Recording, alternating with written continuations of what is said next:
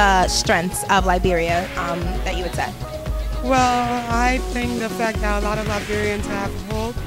They have been through a lot of trials and tribulations through the 14-year Civil War, but they have that hope to keep them going. So with that, they can use that to move to take them anywhere.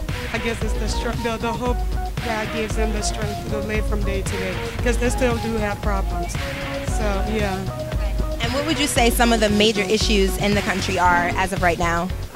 Poverty and lack of education. The illiteracy rate is so high. It's at least 75%. So because of that leads to poverty. Over 80% of the country lives in poverty. To the extent where over 50% of the country can afford a US dollar a day to eat.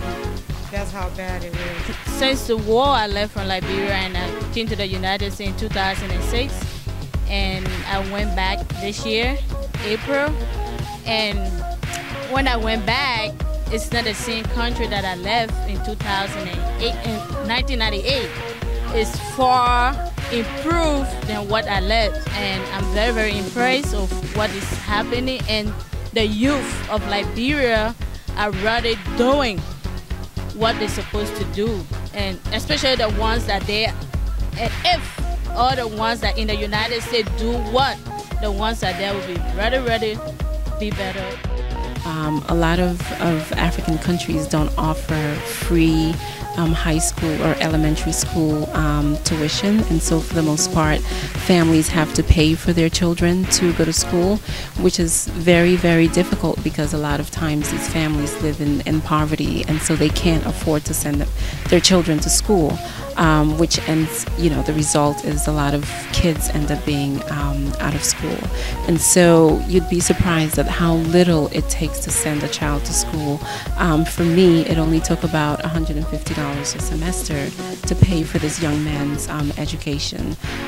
That's basically nothing for us here. That's like giving up Starbucks for a week or giving up a pair of shoes or whatever. And so, anyone can impact a life. It really doesn't take a whole lot, especially in developing countries like Liberia or post-conflict countries that are rebuilding from a war, where the poverty rates are so low that it really takes very, very little to impact a life. So I really encourage people to find ways to see how they can give back, especially in the area of education, which is really, really important for future generations. And so just something as small as sponsoring a young child to go to school can make a world of difference.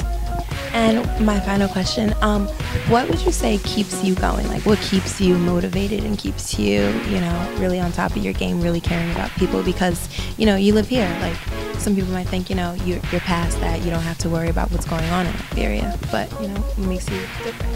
I always knew that I wanted to do something to give back. I was very fortunate to have had some of the opportunities that I had. I left Liberia right before the war started, lived in, 4 different countries before I settled here for school. My father was an ambassador. He was a diplomat for over 10 years, and so we got the opportunity to travel all around the world and visit different countries and live in different countries as well.